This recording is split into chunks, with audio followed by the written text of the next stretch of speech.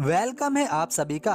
दोस्तों आज हम बात करेंगे साउथ ईस्ट एशिया में बसे एक सुंदर देश फिलीपींस के बारे में और इस देश के बारे में ऐसे अमेजिंग फैक्ट्स जानेंगे जो सच में अद्भुत हैं। और इसी के साथ हम ये भी जानेंगे कि आज फिलीपींस इतना ज्यादा बदनाम क्यों हो गया है। और अगर आप इस देश में घूमने के लिए जाना चाहते हैं तो यहाँ जाने पर कितना खर्चा होगा और कैसे इस देश का हम आसानी से वीजा ले सकते हैं। फिलीपींस को किलर गर्ल्स की भूमि भी क्यों कहा जाता है, आज के इस वीडियो में हम इन्हीं विषयों पर बात करेंगे। दोस्तों फिलीपींस के लोग बहुत फ्रेंडली होते हैं और अपने रिश्तों के प्रति ईमानदार रहते हैं, इसीलिए यहाँ के लोग भारतीयों को काफी पसंद करते हैं। फिलीपींस की लड़कियों का मानना है कि भारत के लड़के एक ही लड़की के साथ अपनी पूरी जिंदगी बिता देते हैं, जबकि फिलीपीनी लड़के ऐसा बिल्कुल नहीं करते। यहाँ की लड़कियाँ सोशल मीडिया पर काफी एक्टिव रहती हैं और फिलीपीनी लड़कियों का सबसे ज्यादा रिलेशनशिप फेसबुक के जरिए इंडिया के आदमियों से ही होता है। दोस्तों अगर आप फिलीपींस जाना चाहते हैं तो इस देश का वीजा लेना जरूरी होता है। अगर आपके पासपोर्ट पर सिंगापुर का मल्टीपल एंट्री या डबल एंट्री टूरिस्ट वीजा लगा हुआ है तो फिर आपको फिलीपींस का 14 दिनों का वीजा ऑन अराइवल मिल जाएगा, जिससे आप इस देश में मनीला और सीबो जैसे सुंदर शहरों को सस्ते में घूम सकते हैं। दो लोगों को 14 दिन यहाँ आराम से बिताने में कम से कम 60 से 70 हजार रुपए तो लगते ही हैं। इस देश में फिलिपिनो बोली जाती है, पर अधिकांश लोग इंग्लिश अच्छे से समझते और जानते हैं। साथ ही इस देश का सबसे बड़ा शहर क्वींजोन है और दूसरा मनीला सिटी फिलीपींस की राजधानी कहलाती है। एक समय पर यहाँ सभी लोग हिंदू और बौद्ध धर्म को मानते थे, लेकिन समय समय पर इस देश में अलग अलग राजाओं ने शासन किया, जिसकी वजह से यहाँ की बड़ी आबादी हिंदू और बौद्ध धर्म से लुप्त हो गई।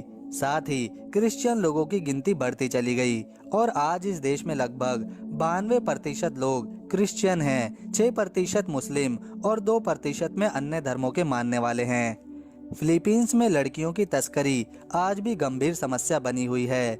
दोस्तों ये देश सस्ता होने के कारण लोग यहाँ कम पैसों में अय्याशी करने आते हैं। जैसे थाईलैंड पूरी दुनिया में सेक्स टूरिज्म के लिए फेमस है, वैसे ही फिलीपींस को भी सेक्स टूरिज्म के लिए जाना जाता है। एक रिपोर्ट के मुताबिक फिलीपींस में 15 से 30 साल की लड़कियां और महिलाएं, जिनकी संख्या तकरीबन 5 लाख से भी ज्यादा है, ऐसी हैं जो इस काले धंधे से जुड़ी हुई हैं। दोस्तों फिलीपींस में 700 से लेकर 2000 रुपए में शानदार होटल मिलता है।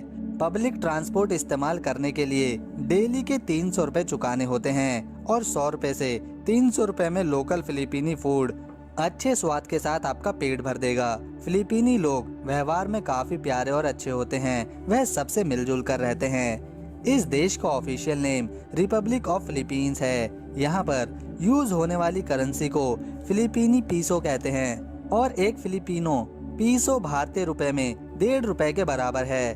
द फिलिपियन ईगल यहाँ का राष्ट्रीय पक्षी है। वाटर बफेलो क्राबाओ कहते हैं, इस देश का राष्ट्रीय पशु है। चमेली का फूल नेशनल फ्लावर है, जिसे इस देश के झंडे पर भी देखा जा सकता है।